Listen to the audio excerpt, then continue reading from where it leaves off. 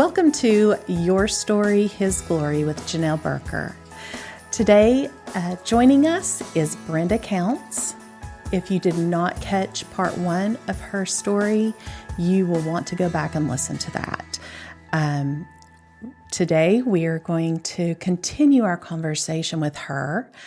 Brenda is 69. She has been at Heritage for a good while now, 23 years, and we have gotten to know each other.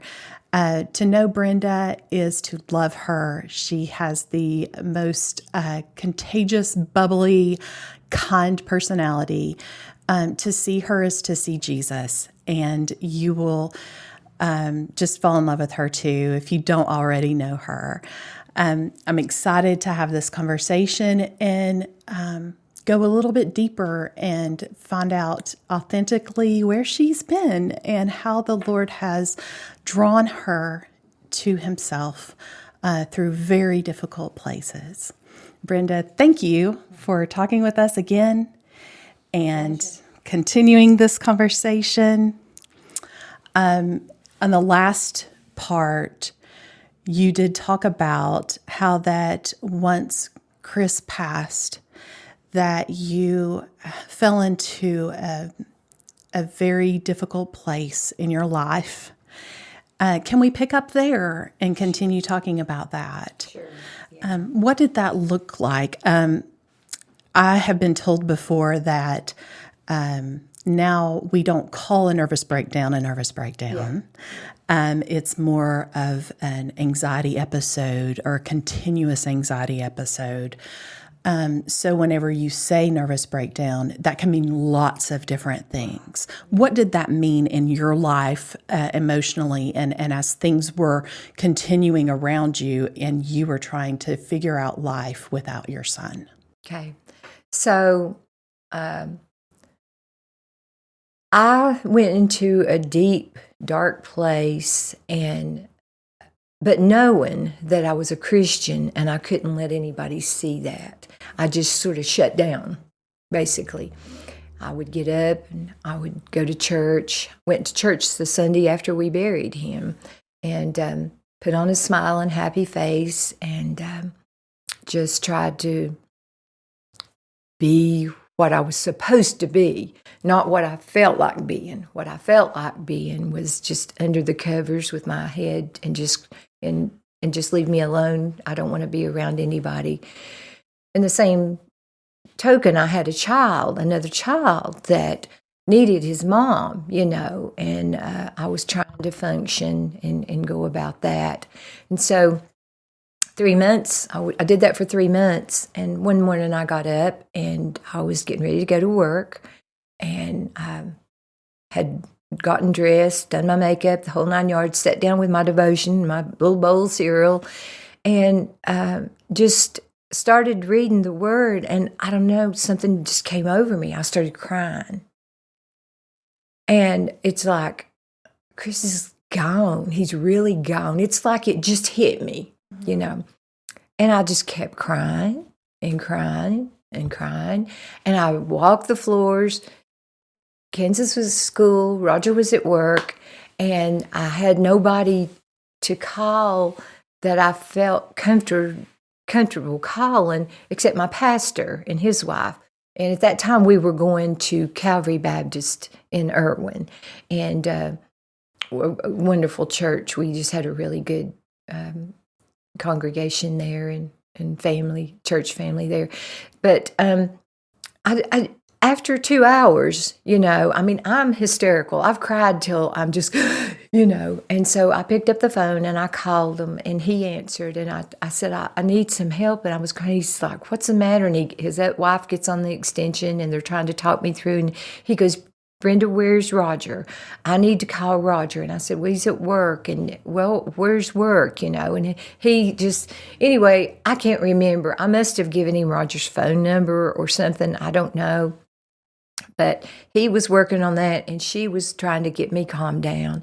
And finally, she got me calmed down enough to where she said, honey, I think maybe you need some help. Maybe you need to go spend a few days at Woodridge. And so I was like, I don't know, but I just know I can't stop crying, and I can't deal with this and everything. And she said, please tell me that you're going to be okay until somebody gets there. She said, I can come. And I said, no, I don't. I just want Roger. I just want Roger. So it took him about 45 minutes to get home. Well, he walks in and he sees what a shape I'm in and everything. And we talk and everything. And I'm still having episodes of crying. Anyway, long story short, I told him that they said they felt like I said, I need help, Roger. I can't do this on my own. Well, Roger's the type of person that if you break your arm or you have an accident and you need a doctor for, a physical thing at that time, by all means, go to the doctor. But anything mental, anything emotional, that's hogwash. He actually said to me, how can you call yourself a Christian and have depression? And of course, he didn't know. I'm not throwing him under the bus. He just really didn't know, because he's a strong, solid Christian, and he's secure. And my life has been taken from me. One of my babies, and so anyway, I went and I spent 4 days there, and it didn't really help me that much, but that's when I got into with my doctor, who is my doctor now, and he worked with me and we worked through some things and all, and got me on some medication, and I worked through all the grief and the guilt of taking medication. And that's one thing I really want to stress is, if you go through something like this, don't feel guilty for taking medication on a regular basis like that. My doctor is also a pastor, and it's taken him probably 16 years to get me comfortable to be, because I'll get okay, and then I want to go off of it, and then I end up right back where. But anyway, God was with me through all of that. He put me with that doctor I didn't even know him. There's another God thing for me. And any other doctor could have had me, who knows where I would have been, right. So. And that was early 90s. And our attitude towards mental health. Right. And medications for that was a lot different than it is today. Yes. We view counseling and therapy in a much more positive light than we did in the early 90s. Right. We looked at that as an affliction with you. What's wrong with you that you need therapy? Right. Aren't you strong enough? Aren't you a good enough You're Christian? A Christian. How can you just like Roger said, how can you call yourself depressed? How can you let yourself get depressed? Listen, I've said this before, and I'll say it again. I wouldn't wish this on my worst enemy. I would not wish this on anybody. It's not a pretty world to live in. It's very, and it's strong. And I look at it like this. It's like you open the door and there's that little flaw, and Satan jumps into it with all fours, and he gets a hold of you, and you've got God over here, but I was in a place, and I don't really even know how to explain it, except that I was in a place that I was very vulnerable. Absolutely. And when I learned, I got in with a Christian counselor, Art Webb, and the very first words he said to me was, Jesus wept. It's okay for you to cry. I thought I wasn't supposed to cry. I wasn't supposed to be sad. I was just supposed to pick myself up by the bootstraps and just go on, and life was going to get back to the way it was before. Little did I know life was never going to be the same, Wow. So I love that you're sharing honestly about how difficult that was. And I was thinking about how that it's easy whenever you've been taught, as you mentioned previously, that God and the police were the same. You do something wrong, you step out of line, and they're going to punish you. Yeah. And if you have that mindset of God, then that means that the things that are happening to you are a result of you doing something wrong. Right.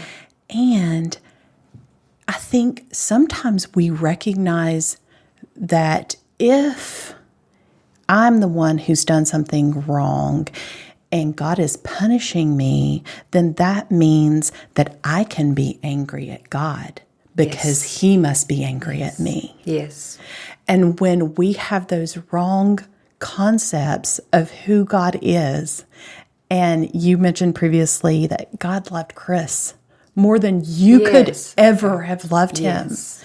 If we really lean into the character of God and recognize His attributes and how He loves us and treats us, then we can't lean into the anger in a way that we are justified to have. We can be angry and we can talk to Him about that, but we're not justified in our actions. Because that is not the character of God.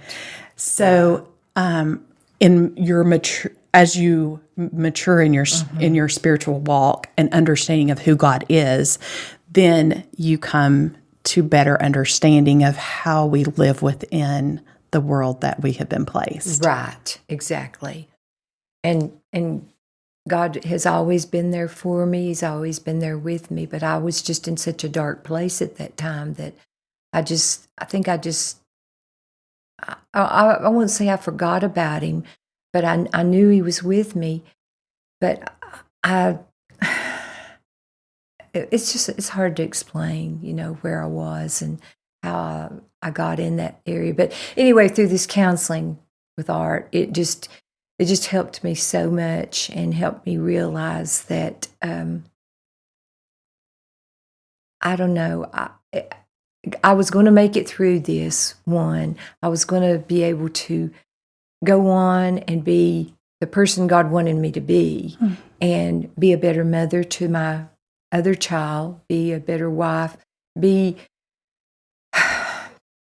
the kind of person and live my life the way He wanted me to live it. So we can all look at the situation and understand why you felt the way you did. You don't have to explain that because it's easy to see. I think we can quickly question our own abilities if we were where you were. I can be my own worst enemy. Sure. Yeah, I can. I can go down that path, but it's not as bad as it used to be.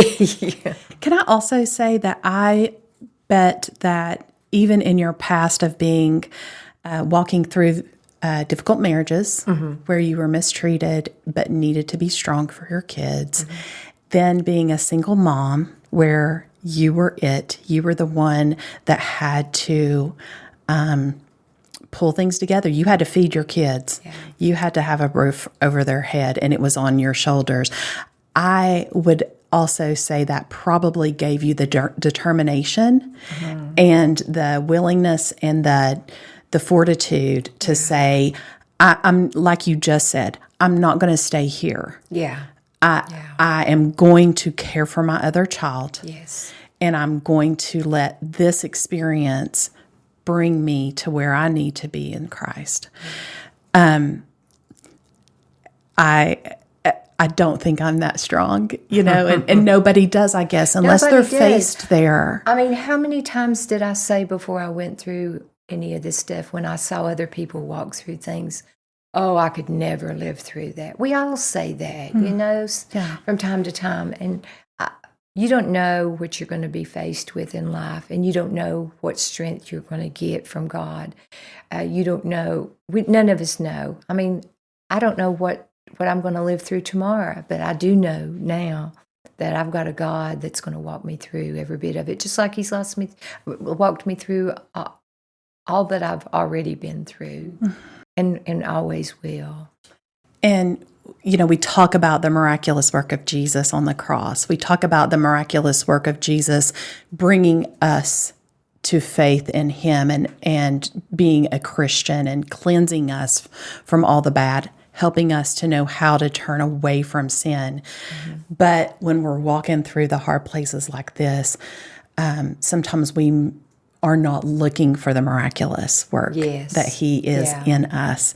And, I say, you had those attitudes that maybe put you in the right trajectory, but I know it was a miracle being worked in you Yes. Yeah. to be able to hold your head up Yes. and get out of bed. Yeah. And To go back to work, just to put one foot in front of the other, each day. And I've been on my way to work before and got halfway there and just had to pull off the side of the road and just weeping and just have to turn around and go back home and just try it again the next day and just each day. And I would call one of my Christian friends, please pray for me. I'm having a really, really hard day. Pick me up, lift me up to the Lord, and and they would start a prayer chain and that type of thing. So I know that it's God. It's always God that gets me through this, because otherwise I'm not strong enough in myself to get through this stuff. So yes. So, Brenda, this has been heavy to hear about and walk through, but your difficult places that the Lord has brought you did not stop with the death of Chris, even with the death of Erica and Nicole. Will you tell us a little bit more about what God walked with you through as you were experiencing another loss? Okay. So when Chris died, I had a 9-year-old, Kansas. He was my little grasshopper, I tell you, full of himself. He was just completely opposite. Chris was laid back, easygoing, just smooth. I call him smooth. Kansas was putting me in the high chair, feed me, put me down, let me go. I've got places to go and people to see. And he never stopped. It just went full force all the time. I guess he had ADHD, and the doctors wanted to put him on it at one point, and that was back when the only thing was available was Ritalin. And I'd seen so much bad from that, but sometimes I wish that I'd Mama listened needed to some him. rest. Yeah. But yeah, so he was 9 when Chris died, and we just continued life. And he went to school, and we stayed in church. And I remember we were having Bible school one year, and I was the director over it and was kind of forced into the situation and didn't know what I was doing. But thank God he was there. We were walking into the closing program one night, and he runs up to me and just goes, "Mama, I want to get baptized." And I'm like, wait a minute. What? And I knew he'd given his life to Christ. There was a little group of them. There was about 6 or 8 of them that were the same age. They went to school together and they went to church together. And everybody was getting glasses at the same time, and everybody was getting baptized at the same time. So I was thinking, oh, this is a monkey see, monkey do thing. I'm like, we need to talk about this. No, I want to. So I gave him to Roger. I said, I've got to go in here and get ready. I've got a million things to do. Talk to him. You go get the pastor and talk to them. And they ended up baptizing him the following Sunday, and Roger was able to do that. So he became a Christian, and he was, we just continued to live life. And fast forward up to, I guess, high school. He graduated high school in 2003 and wanted to be a fireman. That's all he ever talked about, was wanting to be a fireman. And he did all the things. He was this close to becoming a fireman. They work on like a point system, and you do these different things. And he had went to school to become an EMT. He had test anxiety, and he had already taken. Well, he failed the finals, test at the end of the class, and it turns out he had a learning disability. And I knew his teacher at Northeast State, and he told me if you'd have come to me and asked me, I could have given it to him verbally because he knew the material, and everything. Well, he did that twice. He went through 2 semesters of that, failed it both times, and then behind my back, I didn't know anything about it. He goes and joins the Army. Wow. So while he was here and going to the National Guard Army out in Gray, getting all his training and stuff like that, and they sent him off to Missouri. He came back and ended up going to Kuwait. Well, in the meantime, he got married. He married this girl that I hadn't even met before.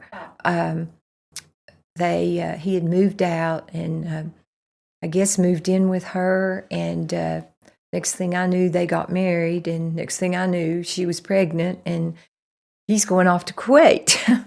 So he's gone for a year there, and he comes back home, and they've been stationed now from here to Colorado Springs. And I had this little 6-month-old grandbaby and a 5-year-old grandbaby, 4-year-old grandbaby. She was an added blessing. She was from a previous marriage, so she was my bonus granddaughter, I called her. And so we had 2 little girls that we got to love on and take care of and everything, and that was my heart's joy. And then he got shipped to Iraq. He was in Iraq when they took down Saddam Hussein. He was steeped right in the middle of all that. I mean, he was in a bad way. I mean, not a bad way, but a bad area. I mean, he saw some horrible things. Several of his friends were killed. He worked for the transportation department, and they would go out at night to supply them, to take them supplies like water. They didn't have water. They were out in the desert. They didn't have food. They didn't have gasoline. They would take these big tankers and stuff out to them. So, needless to say, he was in a lot. There was a lot of AIDs, whatever those things are called, just bombs, and he saw a lot of bad things. But he came home to Colorado Springs, and then they went through a period there where they were not getting along, and they ended up divorcing, and she moved back to Tennessee. Her mother was from Kingsport and was living here, and he got transferred to Fayetteville, North Carolina. Great. Can we pause talking about Kansas and talk about a little bit of what you were walking through with Chris? Where were you with that loss? How had the Lord changed you or brought you, or were you still in a deep depression? At that time, I was doing really well because, like I said, I'd gotten into the doctor that was able to help me with, some counseling. There's a counselor at our church, as a matter of fact, that I counsel with on an as needed basis, even to this day, and then medication, and so I was doing okay. You never get over the loss of a child. I know it's hard for people that haven't walked through this to know, how to talk to people, or how to come alongside them, how to help them. If I could say anything, I would just say, be a shoulder to lean on. Be there for them to talk to when they're having their down days, because you might get up for 6 months and be able to function fine, and then one day you're just down. It just hits you, and you have an awful day. But as a whole, I was doing fine. We were still working and living the life, and trying to come out from under a lot of financial burden that we had acquired through Chris's illness and all and stuff. But God was good there too. He just supplied everything we needed. I love that you say just be a shoulder also for that person who is hurting. It's a heavy shoulder to carry. It is, and we can pray, but I think as Christians and friends, we want to know what to say Right. or what not to say. So in you saying just be a shoulder, that takes some pressure off Right. of knowing or doing or saying the right thing. Just be there. Is that what you're saying? Just be there. And I will say this, everybody is different. Some people, when they lose a child or they go through a traumatic situation, they put it on a shelf and they don't want to visit it anymore. They don't want to pick it back up. They don't want to talk about them. I could not ever do that. I want to share my memories of my boys with you or with people. I want people to ask me, hey, how are you doing? You know, if you ever need to talk, let's meet for coffee or just call me.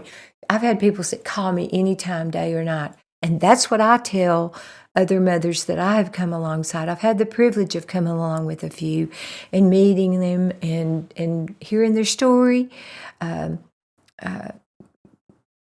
Sometimes I think we get it in our heads, especially if you're the type of person that I am, that you want to fix everybody. You want to fix every situation.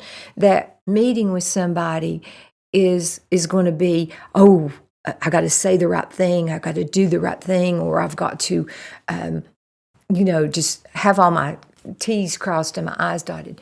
Sometimes all it means is just sitting there and listening. Just let them rap. They might not even make any sense, but they just need to get this stuff out. They need for you to hear, somebody to hear it, and for them to realize that these feelings that they're having, like, I forgot what he looked like.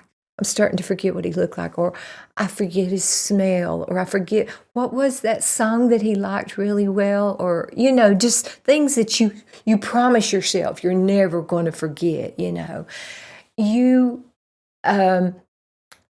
just go into it. If you get that call one day, or if you get that request, will you meet with me? I just need somebody to talk to. Just go with an open mind and open heart, that you don't need to have a list of things to say or not to say.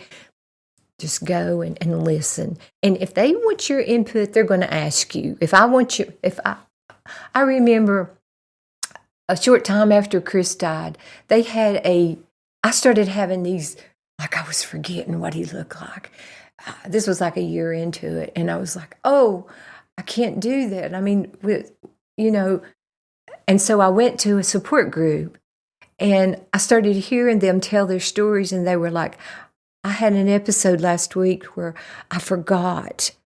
He had this little mole, or she had this little place on, and was it on this side or was it on this side? Or, and you beat yourself up for that, you can't. And then when I heard their stories and heard that they did the same thing, I was normal. I wasn't crazy. I wasn't losing my mind, it's normal to be that way and all. So it's helpful to know that other people walk through it and have some of the same experiences you do. Yes, exactly. And people hear you and they see you and they have been there. And so hopefully when you say... they've lived through it, Yeah. And this was a Christian counseling group or support group that I went to. And that made a world of difference, because you got the perspective from God being in the situation, as he is, whether you're in a group of Christians or not. The non-Christians just don't know, that. And he saw the death of his only son. Right. That's got to be comforting, that God does understand. Yes. And that he can come alongside of you because he has felt the loss. And I think as Christians, sometimes you were saying you have to have the perfect thing to say.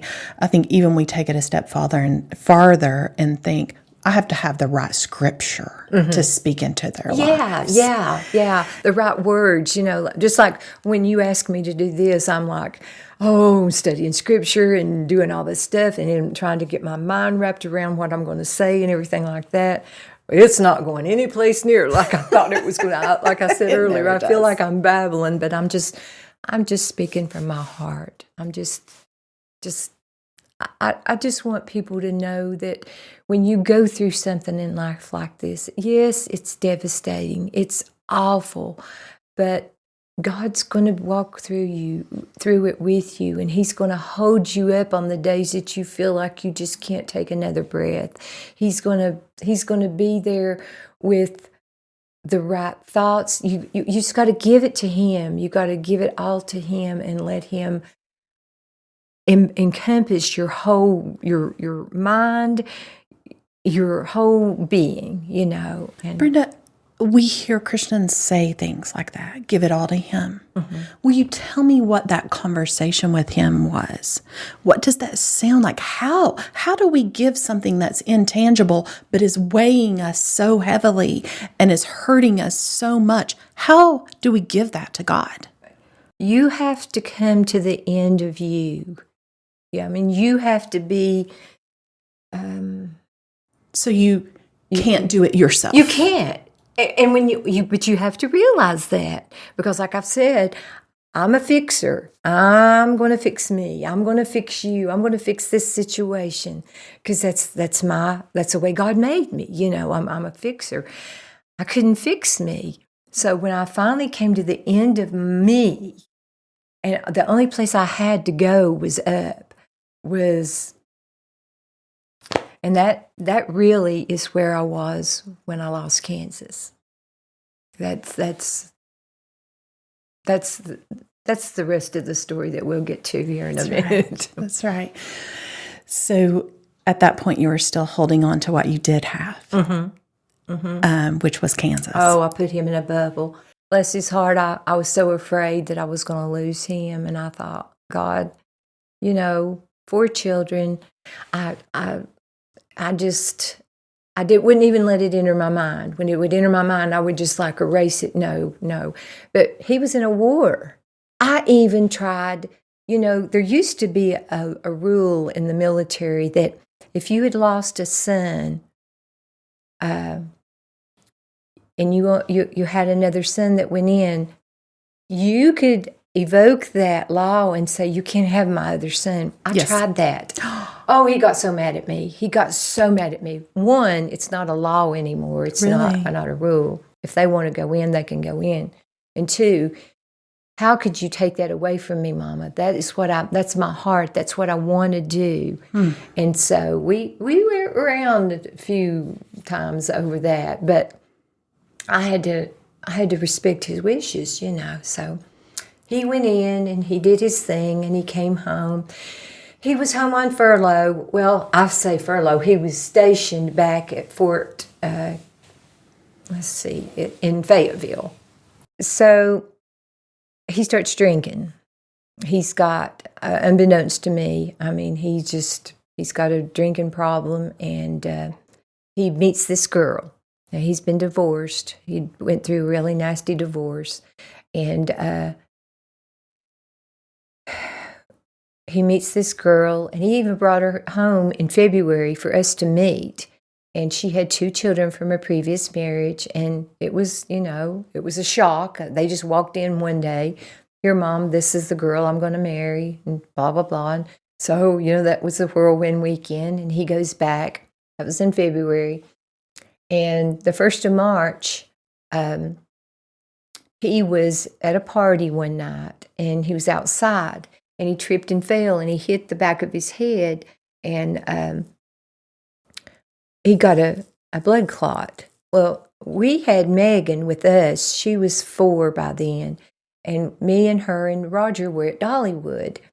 And I got the call, and they said, "You need to come to the hospital, Cape Fear." It was the hospital in, not on base, but in Fayetteville. And so we rush home and grab a few things and drive 8 hours to get to them. And get there, and he's okay. They gave him some blood thinners and stuff like that, and it dissolves and everything.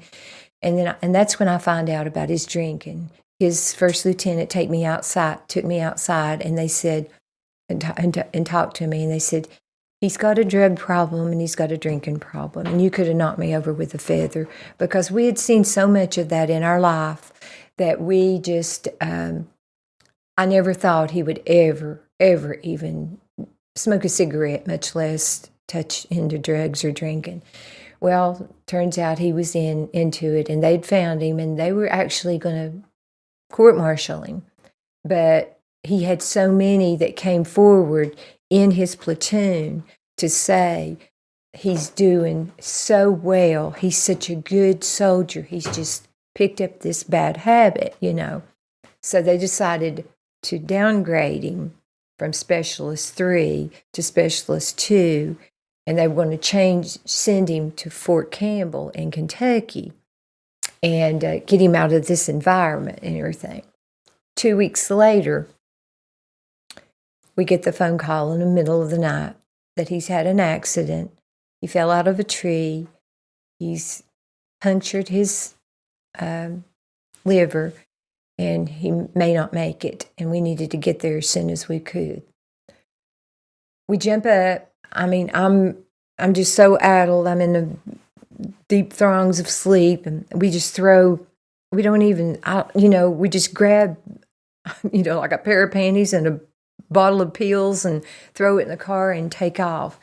And Roger keeps asking me questions, and I'm like, I don't know, I don't know the answer because this is all they said. He was in an accident. He severed his liver in half internally. There wasn't an open wound, and he bled out, and they had to do CPR on him twice, and to bring him back to life. But he's at the hospital, and they're doing surgery. They had to open him up, and sew his liver back together. But we need to get there as soon as possible. Well, en route, they call us twice and say, where are you? Where are you? And I knew then, it was really dire, but we were doing 80 miles an hour. We couldn't do anything more. So we get there at daybreak, and we go in, and they sit us down, and they tell us what happened. So he was at this house. The girl he was dating, he had bought her a ring that day. He was going to ask her to marry him. He went to her, and he told her, he proposed to her, and she goes, Kansas, I love you like a brother. I'm sorry, I didn't mean to mislead you, but I'm in love with one of his friends, and I'm actually pregnant with his child. And it devastated Kansas. So he goes back to his buddies, two of his buddies, and he says, I'm going to go get drunk. And they go, no, you're not.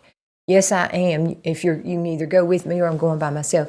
No, here's what we'll do. We'll get some beer. We'll go to the house. They rented a house off base. We'll play some beer pong. We'll play pool. There was a pool table there. We'll stay there, and, we'll be safe. So at some point, they decided to go out, and he had this thing about climbing trees. From the time he was this little till he was grown, he loved to climb trees. And there was a tree there. A year after this accident happened, I had foreclosure. I drove back there so I could see it. So in my mind, I could, So anyway, there was a metal fence that ran alongside the property beside it. And the cones that are the metal cones that are on the corners of them. One of the guys had climbed up in the tree. How they got in this tree is beyond me, because there were no branches for like 15 feet. But they, I guess with their skills that they had learned in the military, they'd shimmied up. So, but he had gotten up in it, and Kansas was standing down on the top of the metal fence, and he reached up, and he was pulling him up.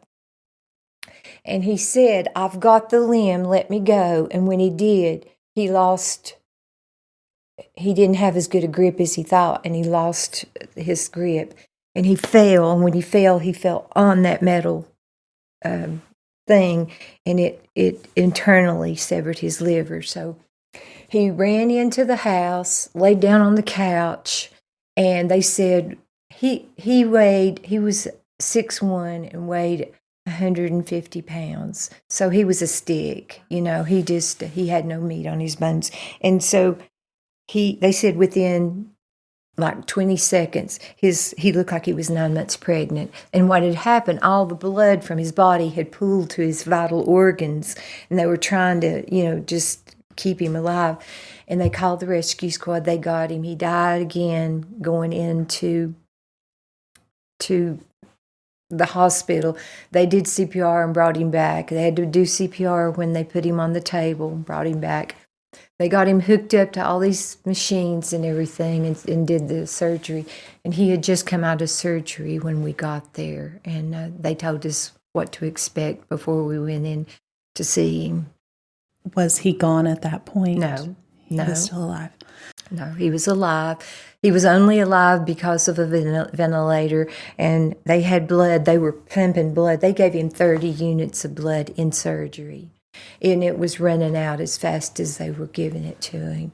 They were giving him blood in the room. They were squeezing it in him because it already sewn up the liver and sewed him up, but his blood pressure was 42/39 when we got there. He was comatose, of course. They had him sedated to be on the life support.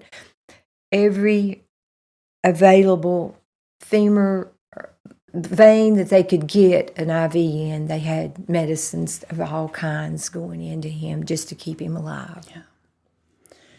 So when you went in to see Kansas, will you tell us what that experience was? Well, it was even worse than anything I ever saw Chris go through. He was hooked up to every machine you could imagine. He was on life support. His blood pressure, as I said, was 42/39. And at that time, I was a nurse. I'd been to nursing school, and I knew, all these machines and stuff made sense to me, and I knew how dire the situation was. I think, of course, I broke down and had lots of questions. They had him in ICU, and I just tried to observe and get as close to him as I could. It was hard to even get near him because of all the wires and tubes and stuff. But it was devastating, to say the least. I had just seen him less than 5 weeks, and he was in good shape, and then just to walk into this, but I knew that it was probably he wasn't going to last long. We didn't have any idea how long, but didn't know how bad the situation was until a few days later. So. And I'm sure they were just trying to see how he was going to respond and exactly. if that was coming out. Just to, he had just been out of surgery for 2 hours, so, you're just waiting to see, is this going to function? The liver is the one organ that you can have just one little piece of it, and you put it back, and with all the right medications and everything like that, it will grow back, and it's not like a finger that will, part of it's gone, or a kidney or something like that. You've got to have pretty much the whole thing. But that was, if anything good came from it, it was that. But they were able to completely sew it back together and stop the bleeding. And at that point, he was still not a DNR or anything like that. So they were doing everything they could to keep him alive. Yeah. Sounds like he had some good care. And as a mom and a nurse, I know that was helpful and comforting to you, even to be able to look back and know that they did everything. Yes. That's great. So as you find yourself in this situation, tell me what was going through your mind. I knew that he was probably not going to live, but it was just such a shock to walk in to see something like, I guess, again, I went into shock. And I had lots of questions for the doctors. The surgeons were a team of 2, and they saw things completely different. One gave us hope. One said, he's not going to make it, honey. If he makes it another 24 to 48 hours, you'll be lucky. The other one was like, he's got a strong heart, he's got a strong body, he's in good shape because he's been in the military. I think he's going to pull through this. So for the 48 hours after that, because they kept pressing us to decide whether we wanted to make him a DNR or not, and which having that made a big difference because they had poured so much blood into him. And I used to work for the Red Cross. I took blood. I know what a precious commodity blood is. And you don't want to keep pouring blood into somebody that's not going to make it when there's so many people. I mean, I know that sounds like a technicality, but it's not. It's a real thing. And especially to me, since I've walked through, this and everything. But I called back home. We had a lady in our church, Tandy Ward. She doesn't go there anymore, but she was my next door neighbor, and she was our go-to to bring updates to the church for prayer requests and everything. And as soon as I got my bearings with him and everything like that, I got on the phone and called her and told her the status and everything, and told him how to pray, And so within the next 48 hours, we had went from making him a DNR and stopping the blood and just continuing to give him the blood pressure medicine and the stuff that would sustain him enough, long enough to see whether the liver was going to kick in and do what it was supposed to be doing and all. Normally they would stop everything that was life-saving, okay? So, and then in comes the other doctor, and he goes, but he's like I said, he's got a strong body and everything like that. So we took him off of life support. I mean, of the DNR. And so it was just a few days of just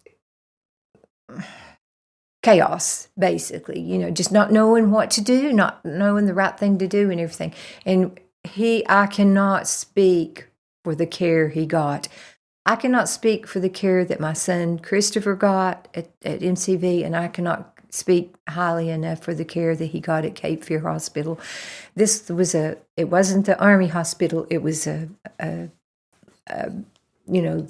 community hospital and public hospital, and they gave him the best care. The ICU nurses there were so wonderful to us and to them. They took such good care of us. And in the meantime, all the Army was coming in, all his people, all his compadres, the gentleman who was the general over the whole base there, and it's a huge Army base, and his wife had been on a 6-month stint in Korea. He flew in the middle of the night. He was at the hospital the next morning to meet with us. They were all there, supported us. They were so good to support us and just be by our side. And I remember one of the first sergeants, I forget all their titles and stuff like that, but I'm pretty sure it was one of the first sergeants, was married to a Philippine lady, and they were great Christians. And his first lieutenant was a great Christian too. As a matter of fact, after his Army career, he got out after 10 years. He went on to be a missionary, and he is now a missionary in Japan, which that's a story for a connection that we have in our church. Yes. Yeah, he has a church there. But I was surrounded by Christian people, and those young kids that were in the military, they come alongside us, and they just took us in and adopted us and took care of us. But when she walked in the room, when the first lieutenant's wife walked in the room, and I can't tell you how, I mean, you can only keep a hospital room where, things are going on. I mean, he had a rectal tube for his bowels. He had a catheter for his urine output. They would have to hurry and pop a needle and they'd just throw it in the floor, and just do all these things at any given time. She got down, she first came to me and she gave me a peace lily and she hugged me and said, God has got this. I've got confidence. God has got this. She went over and she got down and just plastered herself to the floor and got down and started praying and for God and crying out to God to save his life. And it was so meaningful to me to know that I was surrounded by a group of Christians, and because you don't know when you walk into settings, like that and everything. But we had a good, and then they brought the chaplain in, and he was wonderful too. So we had a lot of support there.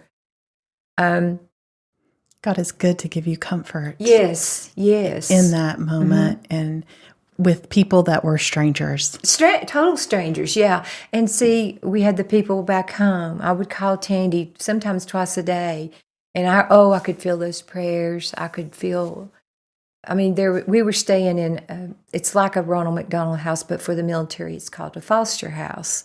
And we were staying there, and we would come and go, and I would stay at the hospital for 16, 18 hours and just go back long enough to get a shower and maybe get about to eat and maybe get some rest or whatever, but just regather my thoughts, away from the hospital setting and everything. As it continued, he continued to spiral down, and about day 5, we saw that, his numbers were just not doing well at all. He just as we thought that we were going to have to make that decision and let them know what to do and everything, the Army steps in. They converse with the hospital. They get their doctors involved from Walter Reed, and they tell us that we're going to take over his care now. He's ours. We own him, basically, which was fine with me. We're going to fly him and you on a medical helicopter to Walter Reed, and we're going to continue his care there, whatever it looks like. Okay? So. Is that common? Yes. And so when they had done all they could do, he at that time was still on life support. And so we had it scheduled twice, and it fell through because of the condition he was in. He dropped, and it was like, oh, it's not a good time to do that. But he finally got to a stage where it was safer to move him. We didn't know he could have died en route, just like that.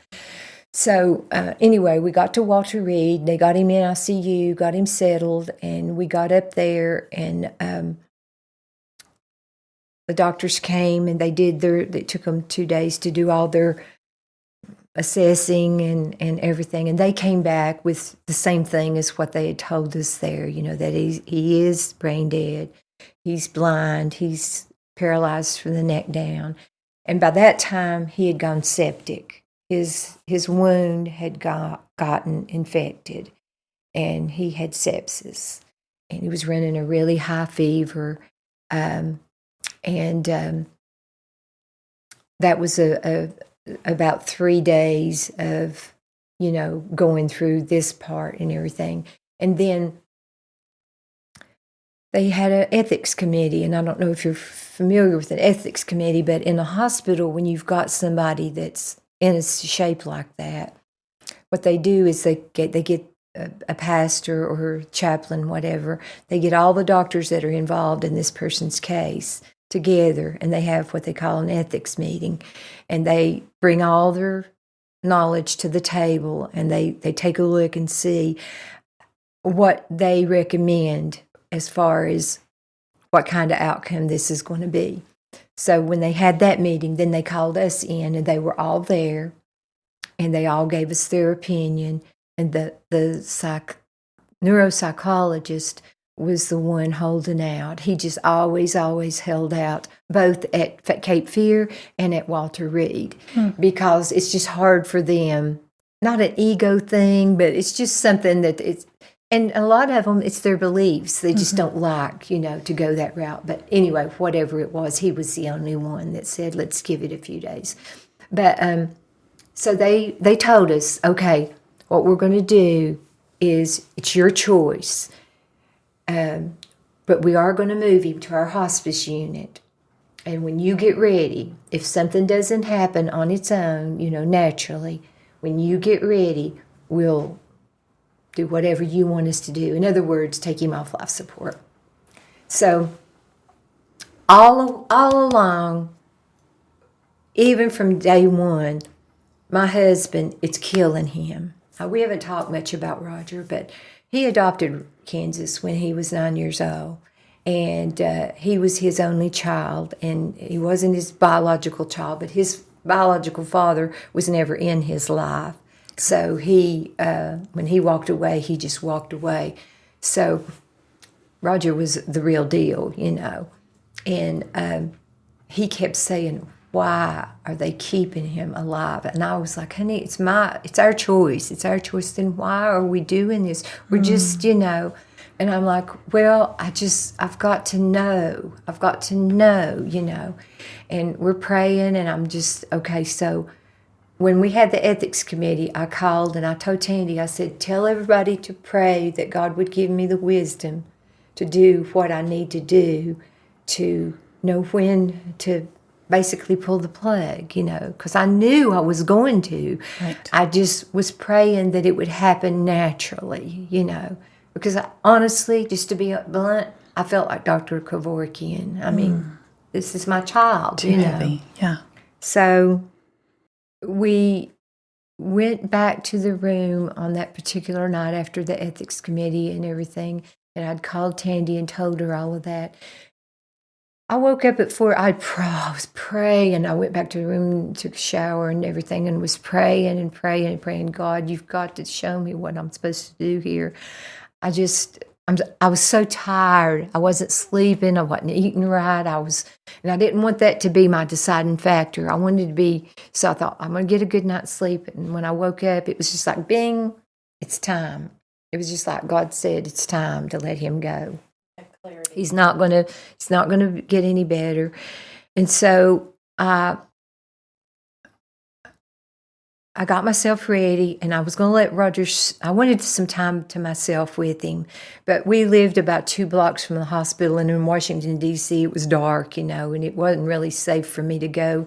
I woke Roger up just long enough to say, you sleep some more. I'm going to go to the hospital. I just want some time to be with Kansas. Today's the day. And he's like he was this morning when I woke him up and said, will you pray for me? He was like, what?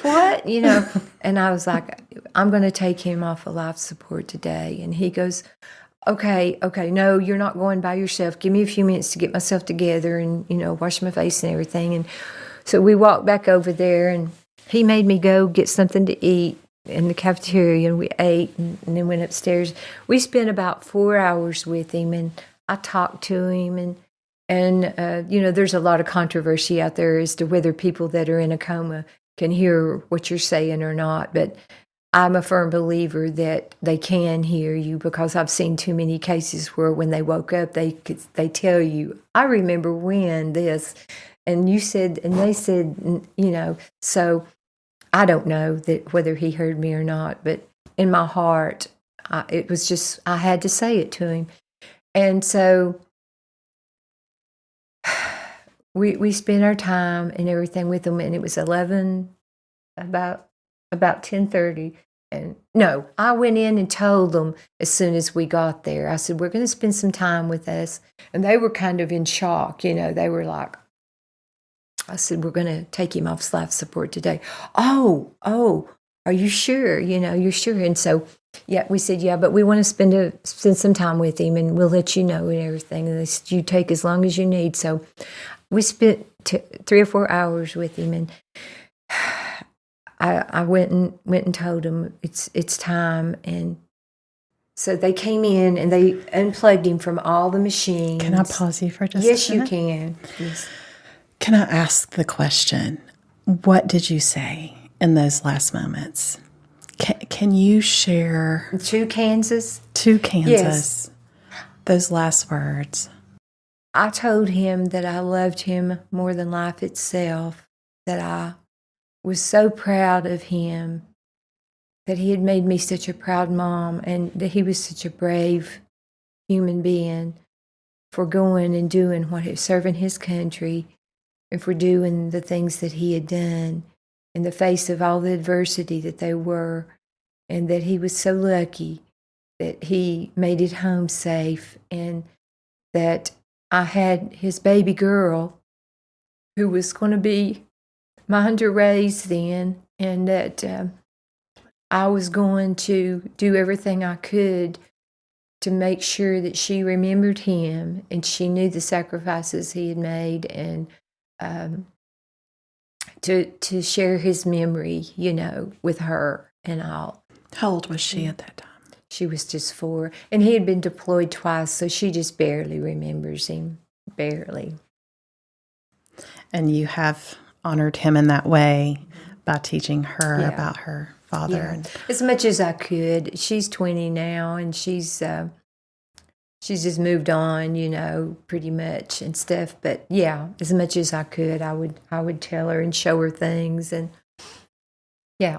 So they came in and unhooked him. Yeah, they unhooked him, and we went back in, and at that point I was able to just crawl up in bed with him, and I got up beside him and just stretched out and was holding his hand, and same as I did with Chris when Chris died. And I said in both their ears, how proud I was and how much I loved them. Basically, it's okay to go. I did say that to both of them. Chris fought it so much, and Kansas didn't have it in him to fight because he was just basically a vegetable, But Chris fought it. I remember asking the doctors, why does he what's in him that makes him keep fighting and just not giving up? And they said, he is a perfectly healthy boy. He's got all his faculties. He's exercised all his life to play this baseball and everything like that. And he's just got sick lungs, That's the thing that's bringing him down. He has sick lungs. And so he's going to fight it because he's got the will to live. The will to live was the thing. See, Kansas didn't have the will to live. He didn't have anything like that. So anyway, I crawled up in bed with him, and I laid there, and I just talked to him. And I'm thinking in the back of my mind that they start them on morphine, is what they put them on when they to just keep them comfortable. And they started him on some, and he started getting antsy, just he couldn't move. He was trying to breathe on his own, and he didn't really have the whereabouts to do it. So he would he had these big, broad shoulders, and he would, just have this awful, awful breathing and fighting to breathe and everything. And it was so tragic. It was very tragic to watch him, just do that. I'm thinking 15 or 20 minutes, he'll be gone. Well, after I see him come, and they're seeing his rates go up and everything out on the monitor, so they come in and they bump it up. And so he's even more and more agitated. And so after about 30 minutes or so, I can't remember now, I asked them to bump it up again, and they said, well, we'll bump it up, but no, we're going a little fast with this. And I'm thinking, what does it matter, But they're the ICU nurses. I'm not. They need to do what they need to do. And so he lived for 3.5 hours after they took him off of that. And then he just slowly but surely started taking smaller breaths, and it was spaced out farther and farther. And then he just took one last breath, and he was gone. And I was there. But I got to back up and say, at one point when Roger was watching him and just experiencing this horrendous time, he looked at me and he said, Brenda, I don't know if I can do this or not. And I said, Roger, honey, I remember I took him by the hand. I said, you don't have to be in here. I totally understand. This is awful. But this is my baby. I carried him in my womb. He is a part of me. And I was with his brother, and I'm going to be with him, when he goes. I'm just am. And if you need to leave, right there's the door. I will not say one word to you for that. You do you. And so he stayed, but it was very hard, for him. But he took his last breath, and they came in and pronounced him. And I appreciate that you are able to say to the person that is your support in that room that he can do, and that he's whatever he chooses is not wrong. Right. It's not. No, it's not wrong. It's just like grieving parents. Some people, like I said before, don't want to talk about it. Some people love to talk about it. Some people, it seems like they're never going to get over it. Some people, it's just everybody's different in how they deal with tragedies and traumas in life. And you've got to give people grace. You've got to give people grace. Yes. Whether we're friends, whether we're family, I think we have to remember that our experience and the way that we would react doesn't have to be the same for everyone. So you go back to Tennessee, and you've found such loss in your lifetime. What year was that, Brenda? 2010. Okay. Chris died in 91, and Kansas died in 2010. So there was a lot of years there. I need to get one thing said. I know you're trying to walk me through this, but if I can jump ahead just a little bit before we run out of time, I buried my son, and I came back to church, and I got back into life. It took me forever to go back to work. I worked at the VA then as a nurse. But I got mad at God. I got so mad at God. How dare him take all my babies? He left me one, and that was my saving grace. And how dare him take him?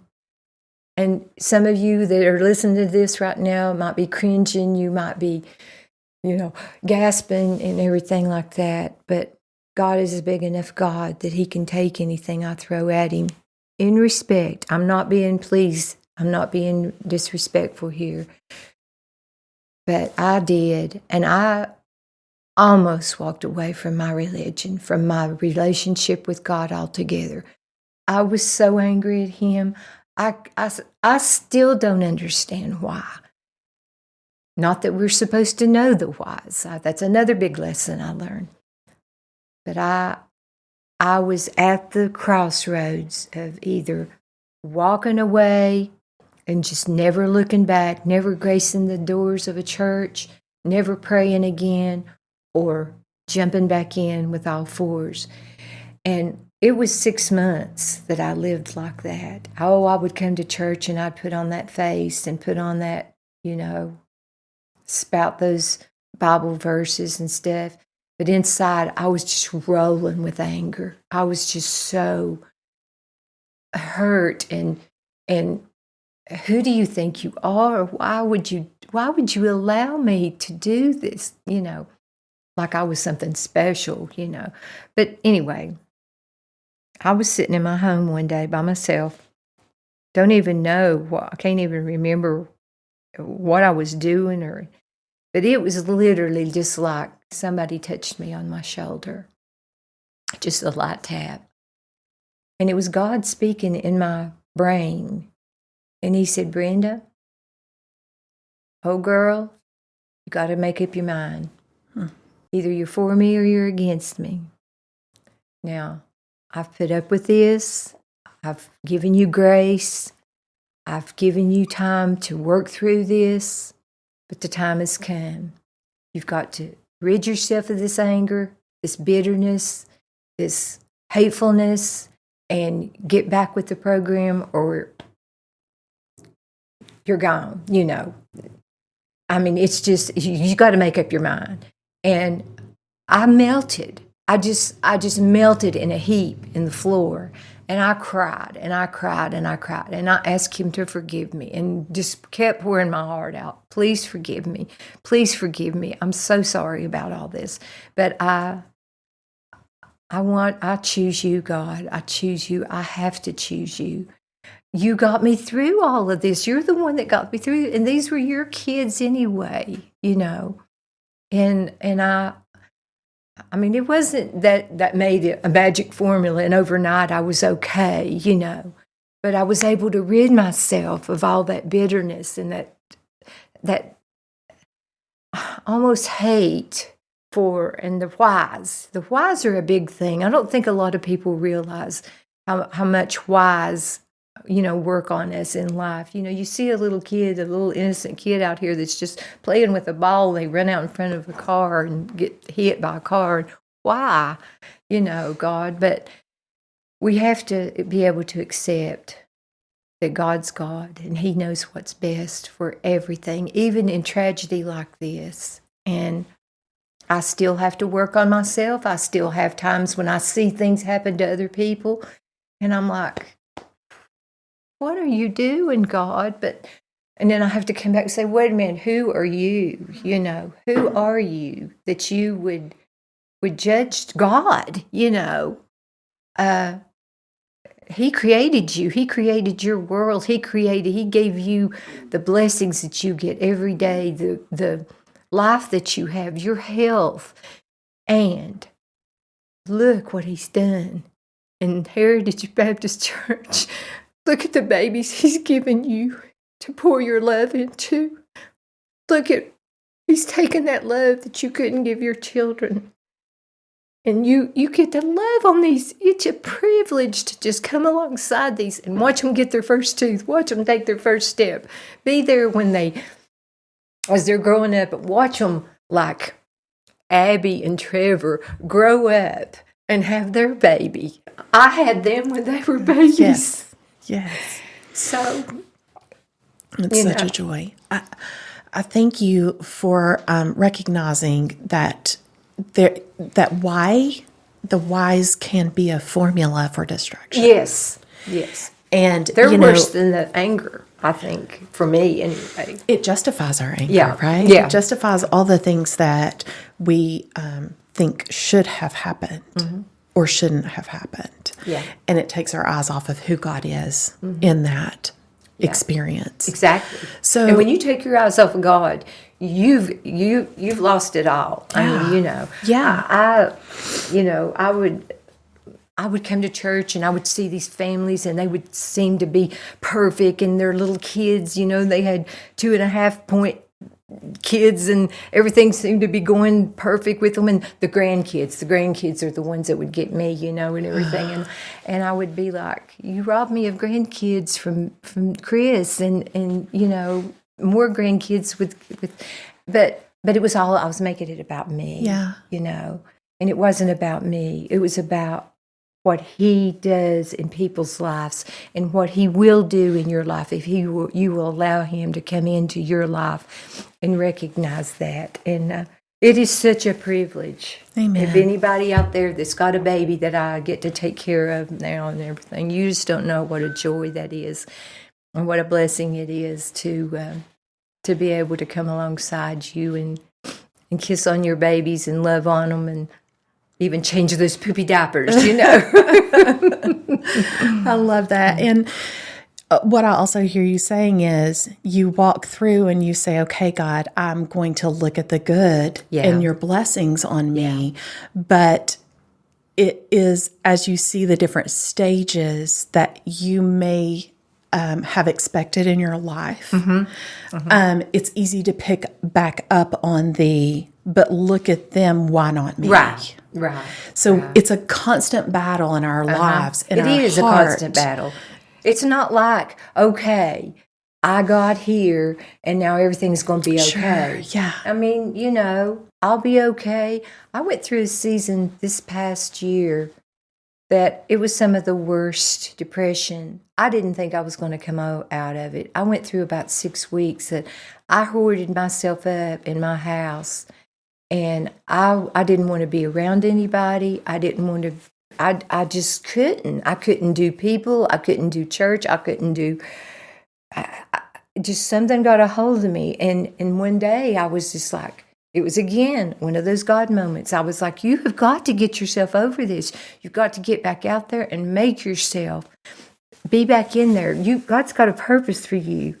He's got babies for you to love on and to take care of, and things to do in the church, and people in your neighborhood to because I come alongside some of my elderly people and help them from time to time, and I mean, I've got a life to live, and God's got a purpose for me, and I don't know what from day to day what it's going to be, but as long as I've got a breath in me, I want to take that love that I would be given to my boys and maybe my other grandchildren. I want to give it to. That's the way He made me. He made me with that mama grandma complex, and it's just. It's just beautiful in you. It's beautiful in you, Brenda. And I remember when I first met you, and I saw the love and the joy that you gave to the kids around you. And when someone said, she's experienced a lot of loss, I was shocked. And I believe I asked you about it because I'm curious, and that's what I do is ask questions. Yeah.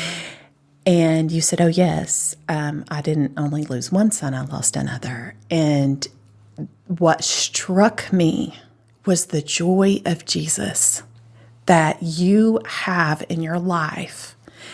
And I just thought, how do you have this love for others and this love for Jesus with such great pain and experience of I carry loss? A little card around in my pocketbook all the time, and it says, Jesus loves you, but I'm His favorite. I found that in a little shop one time. And when people ask me that, that's just what I go to, because honestly, I could have walked away and never looked back, but He wouldn't let me. He wouldn't let me. He just like when He touched my shoulder, and He just loves me so much, and I don't deserve it. I do not deserve anything. I didn't deserve my boys. I didn't deserve my grandchildren, but He's blessed me with them, and He's blessed me with this church and His church family, and like I say, a wonderful husband. We've been married 36 years now, and He's a keeper. It's beautiful. Will you leave us with, you shared a story with me the other day about someone you saw in a grocery store parking lot. Would you share that with us and help us to understand how God is still using you in the lives of others, not just babies here at our church? Well, like I said earlier, my heart goes out when I hear of especially mothers. I don't neglect fathers. I don't talk about fathers that much, but especially a mom, because having a mom's heart and all. But there's an organization called the Gold Star Foundation, and they are a foundation that comes alongside families that have lost a child or a spouse in the military. And I happen to be a member of that society because of my son being in the military. And they do a lot for us. They reach out and, like, they'll host us to the Kentucky Derby. They'll send us to Dollywood. They offer all kinds of counseling and any kind of help that we would need and stuff like that. And I have a tag on my car that I hesitated for 6 years to get because I didn't want it to be like a headlight saying, wah, wah, she's one of those poor little old women that, lost I got it simply because you don't have to pay for tags. Once you get that, you don't have to buy another tag for the rest of your life. So Roger and I both got one. And so I pulled into the grocery store a couple weeks ago. I love to reach out to other mothers and be there and talk with them if they've walked through anything like this. And they help me as much as I hope that I help them. But I saw this woman pull in Food City, and she had one of the tags, and you don't see them very often. And so I sort of scoped her out and was watching her and everything, and followed her into the grocery store. And I said, "Ma'am, can I ask you a question?" And she goes, "Sure." And she turns around, and I said, "Are you driving the car with the Gold Star family tag on it?" And she goes, "Yes, I am." And she said, "And it's awful." And I said, "Yes, I know. I've got one too." And we were in shock. I mean, she was in shock, but we were just like, and she grabbed me and she hugged me, and we just started talking about, our situation just a little bit, just touching on it. How long's it been? Was it your child a girl or a boy? And I was like, "It was my son." She said, "My son too." And she said he got killed in 2009, and he got hit by a landmine, and I told her that just briefly that my son was on base and had an accident and all, but we had a moment to share. And she was a Christian. She said, "But I'll see him again one day." And I said, "Well, I will mine too." And I said, that's the good we've got out of this and all. And I said, "In the years we had with them too, you can't forget those." And we parted ways, and just it was just a good thing. It was a feel good feeling to Absolutely. And just like you're willing to share to a perfect stranger, I'm grateful that you're willing to share here with a friend, and friends that we do know and friends that we won't, that we may never know, that you're going to touch with your story. Thank you so much for your heart, for your love for Jesus, for your love for others, and just how you're willing to say, "I don't know what God has for me, but I choose Him." I do. He chose me. That's right. That's right. Brenda, thank you for sharing your story for His glory.